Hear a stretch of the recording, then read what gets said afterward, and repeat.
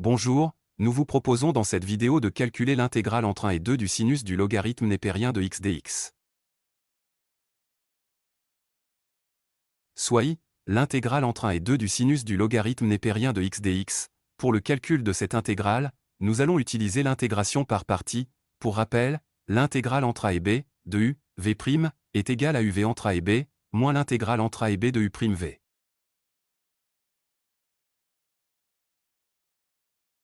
Le plus important dans l'intégration par partie est le bon choix de u et v'. Il faut bien choisir la fonction u à dériver et v' à trouver sa primitive. Dans notre cas, on pose le sinus du logarithme népérien de x est égal au sinus du logarithme népérien de x, multiplié par 1. On aura la fonction à dériver u, et bien le sinus du logarithme népérien de x, et on cherchera la primitive de v' qui est égale à 1. La fonction primitive de 1 soit v est égale à x. Pour u', on a la dérivée du sinus de x est égale au cosinus de x, et la dérivée du sinus d'une fonction w est égale à w' fois le cosinus de la fonction w. Donc la dérivée du sinus du logarithme népérien de x est égale à la dérivée du logarithme népérien de x fois le cosinus du logarithme népérien de x. Donc on a u' est égal à 1 sur x fois le cosinus du logarithme népérien de x. Pour l'utilisation de l'intégration par partie, on a posé u égale au sinus du logarithme népérien de x, u' égale 1 sur x fois le cosinus du logarithme népérien de x, v' égale à 1, v égale à x. En remplaçant dans notre formule, on obtient i égale l'intégrale entre 1 et 2 du sinus du logarithme népérien de x dx est égal au sinus du logarithme népérien de x fois x entre 1 et 2, moins la nouvelle intégrale entre 1 et 2 de 1 sur x fois le cosinus du logarithme népérien de x fois x dx, soit i égale à x fois le sinus du logarithme népérien de x entre 1 et 2 moins l'intégrale entre 1 et 2 du cosinus du logarithme népérien de x dx.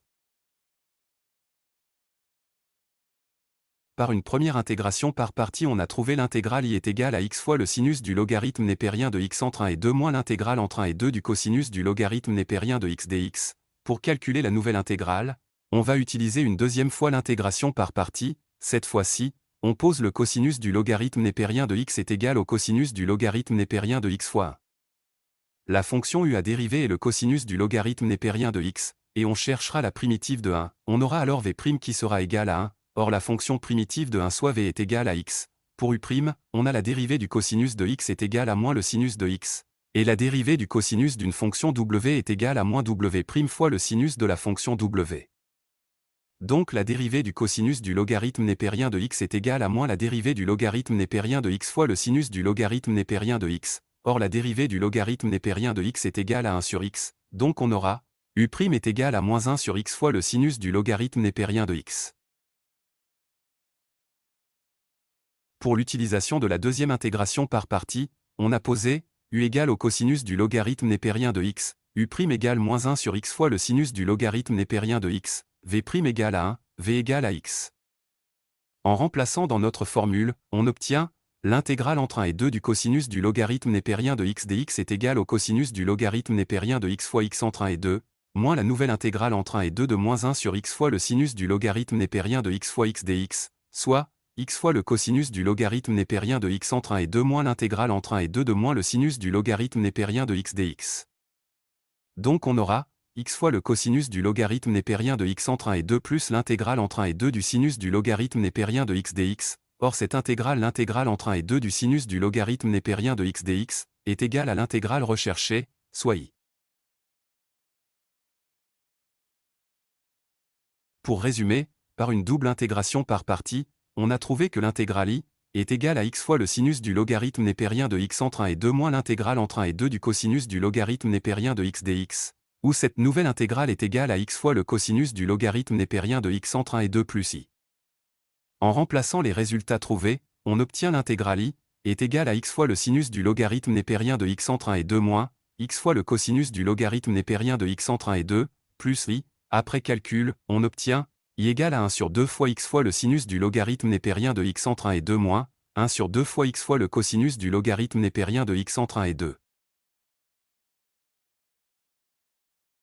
Pour calculer notre intégrale i, on va remplacer les valeurs des bornes soit 1 et 2, on aura i égale à 1 sur 2 fois le sinus du logarithme népérien de 2, moins 1 fois le sinus du logarithme népérien de 1, moins 1 sur 2 fois le cosinus du logarithme népérien de 2, moins 1 fois le cosinus du logarithme népérien de 1. Or le logarithme népérien de 1 est égal à 0, le sinus de 0 est égal à 0, et le cosinus de 0 est égal à 1.